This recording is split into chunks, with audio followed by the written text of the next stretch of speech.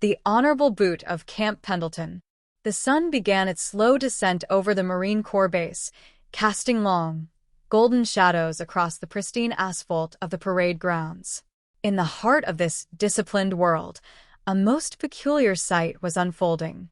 Private First Class Gomer Pyle, a man whose innocence was as vast as his heart, stood with his hands on his hips, peering down at a very unusual object attached to his superior officer.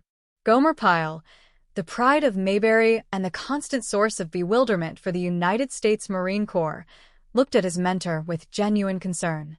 Beside him stood Sergeant Vince Carter, a man who had survived many drills but was currently facing a challenge that no manual had ever prepared him for. "Vince," Gomer asked, his voice thick with a gentle southern drawl that seemed to soften the very air around them, "what happened to your foot?" Sergeant Carter looked down, his face a mask of frustration and disbelief. He let out a heavy sigh, his shoulders sagging under the weight of his uniform and his current predicament. "My foot," he repeated, the words sounding hollow. "Yeah. You mean this foot?" Gomer nodded eagerly, his eyes wide. Yeah. What happened?" "Well, a large thing landed on it," Carter replied, waving a hand vaguely toward the heavy, metallic contraption that seemed to have claimed his lower limb as its permanent residence. "No kidding," Gomer exclaimed, leaning in closer to inspect the situation. "What was it?" "Well, it was a big lead thing," the sergeant explained, his voice rising in pitch as he recalled the unfortunate moment of impact. "Lead?" Gomer asked, fascinated. "Yeah, this big lead thing," Carter confirmed, gesturing with his arms to indicate the size. "Boom, right on my foot." "Well, I will be darned," Gomer whispered, shaking his head in sympathy. "How long do you have to wear that thing?" The sergeant adjusted his hat, looking toward the horizon where the hospital and the workshops lay. "Well, the sergeant is on his way to get that taken care of right now." Gomer looked at the distance they had already traveled. "But the hospital is a long way, Vince. How come you did not drive?" The sergeant blinked, realized the logic in Gomer's question, and then quickly found a military excuse. "Yeah, how come we did not drive?" "Well, we, exercise. The doctor said he is supposed to exercise us, Sarge." Gomer nodded, trying to be helpful. "Yeah, walk around on it so I do not get stiff." "Hey, Vince, where are you going?" Gomer called out as Carter started drifting toward the barracks. "The hospital is this way." The sergeant stopped in his tracks, turning around with a sheepish expression. "Oh, yeah, that is right. The hospital is that way. I forgot." Can you imagine that? As they finally approached the metal shop, hoping for a quick release from the leaden prison, they were met by a young private checking his watch. "It is 16:45, Sarge," the private announced. "They are gone." "Gone?" Carter barked, the frustration finally boiling over. "What do you mean, gone? Why would they go so early?" "Suppose there is an emergency." The private shrugged. "What kind of emergency can you have in a metal shop?" "This," Carter shouted, pointing emphatically at his encased foot. "This is an emergency." Gomer, ever the optimist, looked around for a solution. "Maybe we could borrow a little saw from the hobby shop?" "Forget it, Pyle," Carter snapped, his patience wearing thin. "I am not about to let you two dummies close to me with anything sharp. Come on, let's go." "Well, do not worry about it," Sergeant Gomer said, trying to lift the mood as they walked. "The science metal shop said they would be open at 7:30 in the morning. Don't worry," Carter mimicked. "The ceremony is at noon.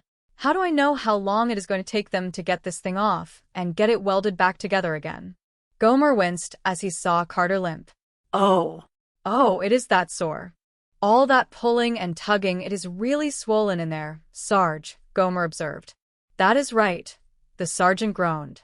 "It will feel a lot better in the morning, Sergeant, after the swelling goes down," Gomer offered. "Don't be an idiot, Pyle," Carter replied. "I am not going to bed with this thing on. We have to get it off tonight. But as long as your foot is swollen in there, it won't come off," Gomer reasoned.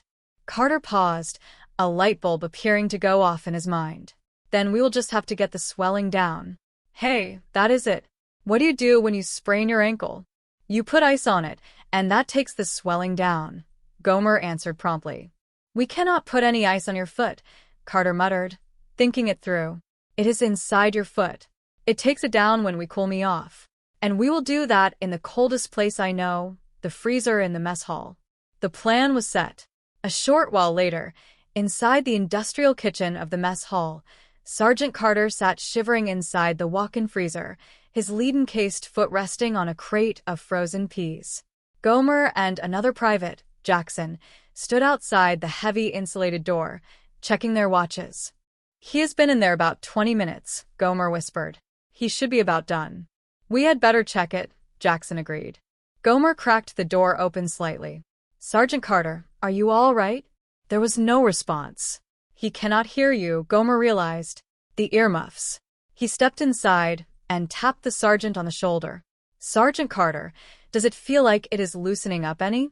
Carter looked up, his teeth chattering. Yeah, I think so. Try it again. Gomer gave the boot a firm tug.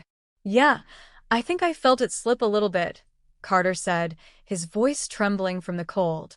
Just leave me alone a few more minutes, and it will come right off. Right, Sergeant, Gomer said, backing out of the freezer. Suddenly, the kitchen door creaked open. A heavy set of boots clicked against the linoleum floor. Who is in there? A booming voice demanded. Gomer's heart skipped a beat. It is Hacker, he hissed to Jackson. Mercy, what are we going to do? Gomer cried in a low voice. Jackson, we have got to get out of here, Gomer whispered frantically. Open the back door. I will get the Sarge. He lunged back into the freezer. Sarge, quick. It is Sergeant Hacker. We have got to get out of here. Sergeant Hacker is coming in. Hacker, we have got to get out of here. Right, Carter scrambled, trying to move his frozen limbs. He used the back door slot, Gomer directed. Is that your back there, Jackson? We are trapped, Carter realized, his eyes darting around. I cannot let him see me with his boot on. You guys tell him you stopped him for a snack, or something. Carter ducked behind a stack of crates just as Sergeant Hacker rounded the corner. Hacker looked around the kitchen, his eyes narrowing. It's empty. Then he saw Gomer and Jackson standing awkwardly by the prep table. Slater, Pyle, what are you two doing here? Well, we were hungry, and we decided to have a little midnight snack, Gomer said, his voice cracking slightly. You what? Hacker asked, incredulous. Well, you see, we haven't really, Gomer started to explain. This is a Marine Corps mess hall, not your mother's kitchen, Hacker interrupted, his face turning a shade of red. You want a snack, you will have it with 200 other guys at breakfast. Now get out of here before I have you both thrown in the brig. Right, Sarge, Gomer said, ushering Jackson toward the exit. Come on, go. Good night, Charlie, Gomer added over his shoulder. Once they were safely outside, Carter emerged from the shadows of the hallway, shivering violently. It is where, Sarge? Gomer asked. In the freezer, Carter replied, his teeth still chattering. Well, you did not expect me to carry it out right in front of him, did you? Gomer asked. Go get it, Pyle. But Sergeant Hacker just told us to get out of there, or he would have us thrown in the brig, Gomer reminded him. Just get the boot, Pyle, Carter ordered.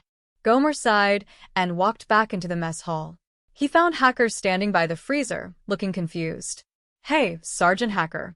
What do you want, Pyle? Hacker asked. Well, sir, to tell you the truth, I came back to get that boot, Gomer admitted. Oh, you did, huh? Hacker crossed his arms. Well, suppose you just tell me what the battalion booby boot is doing in my freezer, in the middle of the night. Well, sir, Sergeant Carter left it in there, and he sent me back to get it, Gomer said, sticking to the truth as best he could. I know he left it in there, Pyle, Hacker said. But what was he doing in there with it?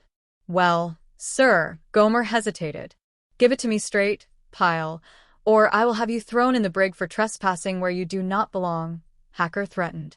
Well, sir, he was wearing it, Gomer blurted out. Huh? Well, you see, what happened was I accidentally put my foot into it, and we just had an awful time getting it off, Gomer explained, his words tumbling out. Then I guess Sergeant Carter got kind of curious and wondered if he could put his foot in and get it out. You are kidding, Hacker said, a slow smile spreading across his face. No, sir, I guess there is just something about that big old empty boot that just kind of makes people want to put their foot in it, maybe out of curiosity, Gomer said innocently. Yeah, well, I am not drawn and I am not curious, Hacker said, holding the heavy lead boot. So suppose you just beat it now, Pyle. Well, Sergeant Hacker, could I have the boot back? Gomer asked hopefully. No, Pyle, I am going to give it to the Colonel, so he can give it back to Sergeant Carter, Hacker said, his eyes gleaming with mischief. But the Colonel is going to ask me where I got it, so I am just going to tell him what you just told me. Gomer walked back to where Carter was waiting. What is taking him so long? Carter asked. Maybe he got locked in the freezer. I am not that lucky, Gomer said solemnly. Where is the boot, Pyle? Sergeant Hacker has got it, Gomer reported. Hacker has got it? Carter's jaw dropped. When I opened the freezer door there, he was standing with it in his hand, Gomer said. Why did you not ask him for it? Carter demanded. Well, I did, but then he asked me how it got there, Gomer explained. And? Well, since I could not tell him a lie, I told him, Gomer said. You told him? Carter groaned, burying his face in his hands. Pyle, now I have to go back in there, and I have to beg him to give me that boot back and to keep his mouth shut, or I will never be able to show my face to the NCO club again. All right, Pyle, I am going to get that boot back, and this time I am not going to put your foot in it, I am going to stuff all of you in it. Carter marched back into the kitchen. Charlie? He called out softly. Yes, Hacker answered, looking up from the lead boot. Look, Charlie, we have known each other for a long time, right? Carter started, trying to sound friendly. I mean, I know we have had our differences, but something like this boot thing, well, it is like Pyle said, I was the victim of circumstances. It could happen to anybody. Look, Charlie, if you give me the boot back and promise not to say anything, I will give you anything. Anything? Hacker asked, interested. You name it, Charlie, Carter promised. Okay, neither one of us says anything about this business, and you have got a deal, Hacker agreed. Oh, thanks, Charlie. Thank you, Carter said, relieved. What do you want? Hacker asked as Carter reached for the boot. Help me get it off, Carter pleaded. A few minutes later, Carter and Gomer were back in the hallway, the lead boot finally free but now sitting on the floor between them. Carter was fuming. I had him, he muttered. I had him right where I wanted him, and I let him off the hook. Why did you not stop me? Oh, we did not know, Sarge, Gomer said, who figured he would be dumb enough to. Watch it, Carter warned. Don't you think we had better check on Sergeant Hacker? Gomer asked, looking back toward the freezer. He's been in there a pretty good half hour. Yeah, I guess you're right, Carter said, turning back. All right, hold it right there, you men, a voice commanded. They turned to see Lieutenant Anderson walking toward them. Oh, Lieutenant Anderson, Carter said, saluting. Good evening, sir. Oh, it is you, Sergeant Carter, the lieutenant noted. What are you and your men doing here at this time of night? Well, sir, Carter stammered. From inside the freezer, a muffled voice cried out. Not much longer, Vince. I am freezing at that. Sergeant Hacker?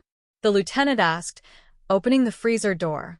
Yes, sir, Hacker said, shivering as he stepped out with the lead boot firmly attached to his own foot. It seems I got my foot caught in his boot, sir. I was just trying to get it off. The lieutenant looked at Hacker, then at Carter, then at the boot. Thank you, Sergeant, he said solemnly. For what, sir? Hacker asked, confused. Well, at our staff meeting this afternoon, we could not decide whether your platoon or Sergeant Carter's was going to get this award tomorrow, the lieutenant explained. I think you have just broken the tie. Good night, gentlemen. By the way, what makes you men think sitting in a freezer is going to help him get that boot off?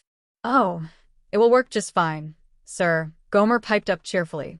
Same way we got it off Sergeant Carter just a while ago. The way you got it off Sergeant Carter? The lieutenant paused, looking intrigued. Tell me about it, Pyle. I think we may be all tied up again. Gomer smiled, ready to tell the whole story, as the morning sun began to peek over the horizon, promising another beautiful, if slightly complicated, day at Camp Pendleton. Golly,